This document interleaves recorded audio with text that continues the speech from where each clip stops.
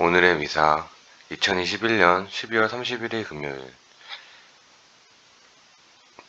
오늘은 2021년의 마지막 날입니다. 한 해 동안 정말 수고 많으셨고 하느님의 사랑이 여러분과 같이 했으면 정말로 감사한 한 해가 되었을 것 같습니다. 성탄 8일 축제 제7일입니다. 제1독서. 여러분은 거룩하신 분에게서 기름 부음을 받았습니다. 그래서 여러분은 모두 알고 있습니다. 요한서의 말씀입니다.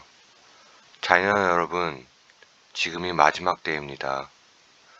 그리스도의 적이 온다고 여러분이 들은 대로 지금 많은 그리스도의 적들이 나타났습니다. 그래서 우리는 지금이 마지막 때임을 압니다. 그들은 우리에게서 떨어져 나갔지만 우리에게 속한 자들은 아니었습니다. 그들이 우리에게 속하였다면 우리와 함께 남아 있었을 것입니다. 그러나 결국에는 그들이 아무도 우리에게 속하지 않는다는 사실이 드러났습니다. 여러분은 거룩하신 분에게서 기름 부음을 받았습니다. 그래서 여러분은 모두 알고 있습니다. 내가 여러분에게 이 글을 쓰는 까닭은 여러분이 진리를 모르기 때문이 아니라 진리를 알기 때문입니다. 또 진리에서는 어떠한 거짓말도 나오지 않기 때문입니다. 주님의 말씀입니다. 하느님 감사합니다. 복음, 말씀이 사람이 되셨다. 요한이 저한 거룩한 복음의 시작입니다. 한 처음에 말씀이 계셨다. 말씀은 하느님과 함께 계셨는데 말씀은 하느님이셨다. 그분께서는 한 처음에 하느님과 함께 계셨다. 모든 것이 그분을 통하여 생겨났고 그분 없이 생겨난 것은 하나도 없다. 그분 안에 생명이 있었으니 생명은 사람들의 빛이었다. 그 빛이 어둠 속에서 비치고 있지만 어둠은 그를 깨닫지 못하였다. 하느님께서 보내신 사람이 있었는데 그의 이름은 요한이었다. 그는 증언하러 왔다. 빛을 증언하여 자기를 통해 모든 사람이 믿게 하려는 것이었다. 그 사람은 빛이 아니었다. 빛을 증언하러 왔을 따름이다. 모든 사람을 비추는 참 빛이 세상에 왔다. 그분께서는 세상에 계셨고 세상이 그분을 통하여 생겨났지만 세상은 그분을 알아보지 못하였다. 그분께서 당신 땅에 오셨지만 그분의 백성은 그분을 맞아들이지 않았다. 그분께서는 당신을 받아들이는 이들, 당신의 이름을 믿는 모든 이에게 하느님의 자녀가 되는 권한을 주셨다. 이들은 혈통이나 유욕이나 남자의 욕망에서 난 것이 아니라 하느님에게서 난 사람들이다. 말씀이 사람이 되시어 우리 가운데 사셨다. 우리는 그분의 영광을 보았다. 은총과 진리가 충만하신 아드님의 외아드님으로서 진신 영광을 보았다. 요한은 그분을 증언하여 외쳤다. 그분은 내가 이렇게 말하신 분이시다. 내 뒤에 오시는 분은 내가 나기 전부터 계셨기에 나보다 앞서신 분이시다. 그분의 충만함에서 우리 모두에게 은총의 은총을 받았다. 율법은 모세를 통하여 주어졌지만 은총과 진리는 예수 그리스도를 통하여 왔다. 아무도 하나님을 본 적이 없다.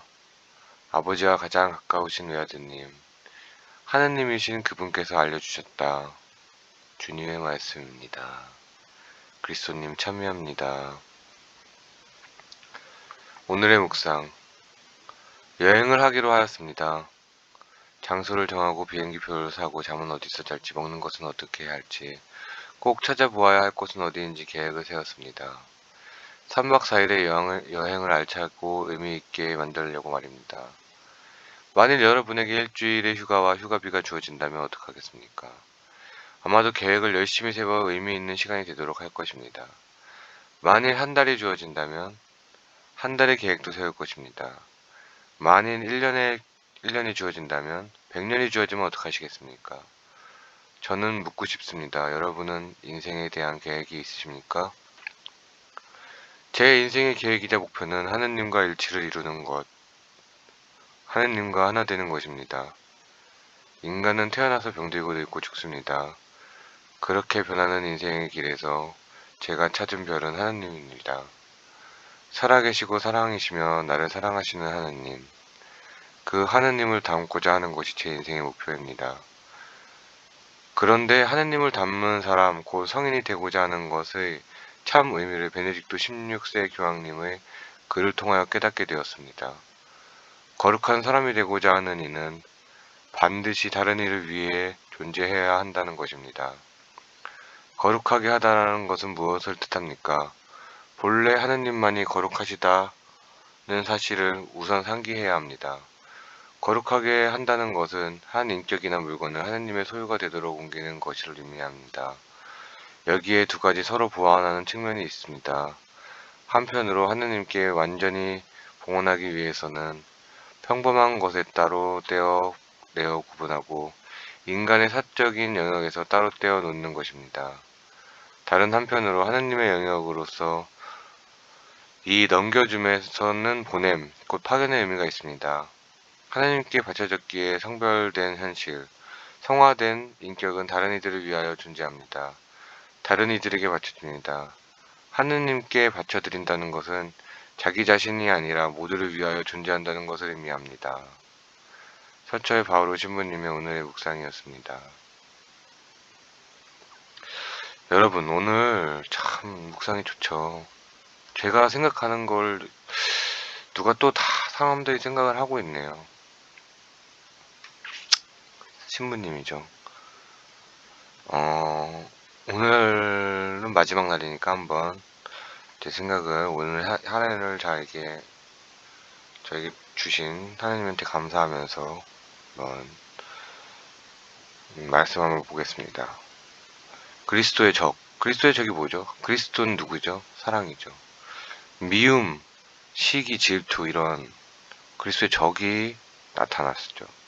세상에는 항상 그런 미움, 시기, 질투, 증오, 분노, 병듦, 아픔, 고통 이런 것들이 존재합니다.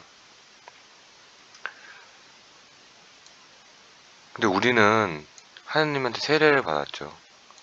세례를 받았으면 여러분은 진리를 알고 있습니다. 어떤 진리죠?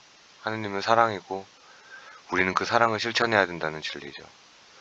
사랑하는 사람은 어떠한 거짓말도 하지 않습니다. 주님의 말씀입니다. 말씀이 사람이 되셨다. 말이라는 것이 사람이 할 수 있는 유일한 것이죠. 동물들은 말을 못해요. 의사소통은 가능해도 말을 못합니다. 정말 말이 중요한 거예요.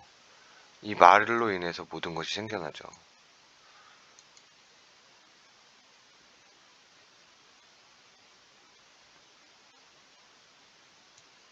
여러분, 말을 어떻게 하느냐에 따라서 정말 그 사람의 인격이 드러납니다. 말을 참 재치있고 온유하고 평화롭게 하시는 습관을 들이도록 연습을 한번 해보세요. 저도 많이 부족하기 때문에 항상 더 나은 사람이 되기 위해서 말하는 방법을 연습합니다. 말이 정말 중요해요. 자신의 생각을 표현하는 방법이 말이랑 행동밖에 없잖아요.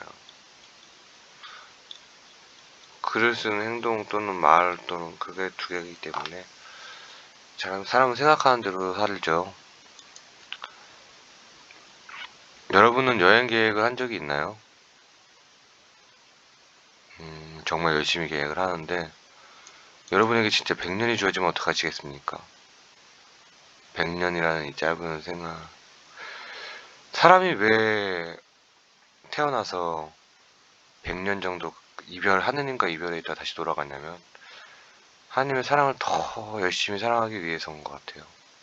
잠깐 하느님을 곁에 떠나서 하느님을 그리워하면서 평생 동록 하느님을 찾다가 다시 하느님의 곁으로 돌아가는 거죠. 얼마나 이 아름다운 계획이십니까? 하느님의 계획이란 게 보통 계획이 아니에요. 모두를 구원하시는 끝없는 이런 윤회적인 삶 속에서 결국에 모두를 구원하시는 그런